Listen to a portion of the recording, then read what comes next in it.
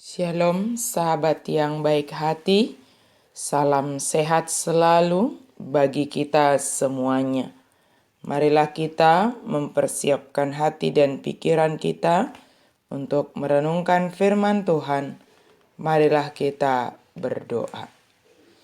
Allah Bapa di dalam Yesus Kristus, kami sungguh bersyukur ya Tuhan untuk segala kebaikan dan anugerah Tuhan di dalam hidup kami.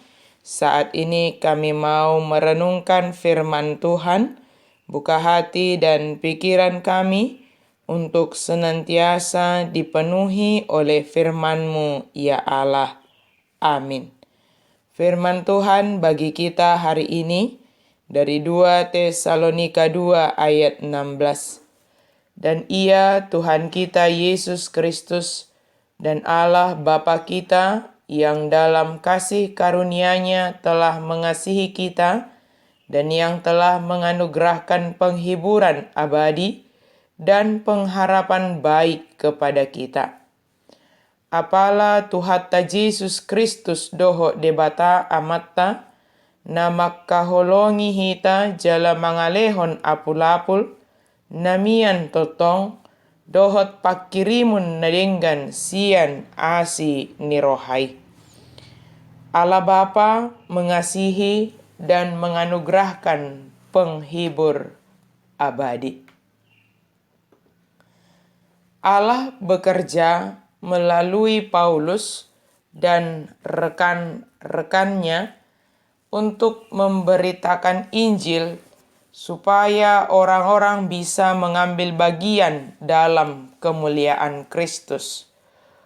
Mungkin tampak janggal bahwa Allah bekerja melalui kita, manusia yang dapat berbuat salah, manusia yang sering sekali tidak setia dan bahkan tidak dapat dipercaya.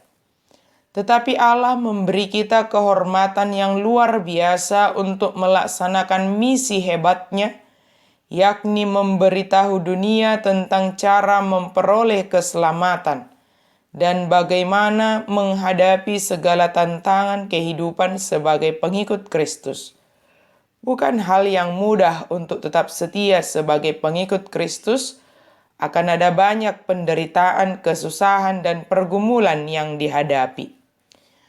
Paulus mengetahui bahwa jemaat Tesalonika akan menghadapi tekanan dari penganiayaan, dari guru-guru palsu, dari keduniawian, dan sikap apatis untuk meragukan kebenaran dan bahkan sampai meninggalkan iman.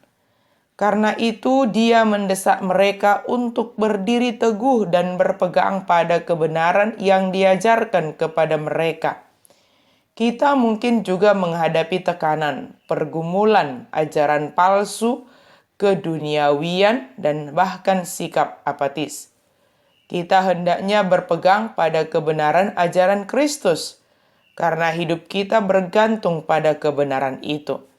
Jangan pernah melupakan realitas tentang kehidupan dan kasih Kristus. Bagaimanapun kehidupan kita sebagai orang beriman, satu hal yang kita pegang adalah bahwa Allah sungguh sangat mengasihi kita. Dia tidak pernah meninggalkan umat yang dikasihinya dalam segala keadaan kehidupan yang kita jalani. Dia juga menganugerahkan penghiburan abadi. Jika dalam penderitaan atau hal apapun yang mengakibatkan kita susah, sulit, menderita, bahkan berduka cita, penghiburan kita hanya satu, yaitu Allah. Dialah sumber segala penghiburan yang sejati dan abadi. Dia juga menjadi dasar pengharapan kita. Janganlah kita berharap kepada manusia, bahkan mengharapkan penghiburan dari manusia. Manusia hanya makhluk terbatas. Memang Allah memakai sesama dan diri kita sendiri untuk menghiburkan orang lain. Tetapi biarlah penghiburan itu berasal dan digerakkan oleh Allah, sehingga penghiburan itu benar-benar menguatkan dan menopang orang yang berada dalam kesusahan, dalam penderitaan, pergumulan, dan duka cita. Berharaplah kepada Tuhan sumber kasih karunia dan penghiburan yang sejati. Di dalam pengharapan ini kita diajarkan menjadi orang yang semakin kokoh beriman, walau harus menghadapi penderitaan dan pergumulan dalam hidup ini. Amin. Mari kita berdoa. Terima kasih Tuhan untuk firman-Mu. Terima kasih Tuhan untuk kasih setia-Mu. Terima kasih Tuhan untuk anugerah penghiburan yang Engkau berikan bagi kami. Dan biarlah kami senantiasa bertumbuh di dalam pengharapan.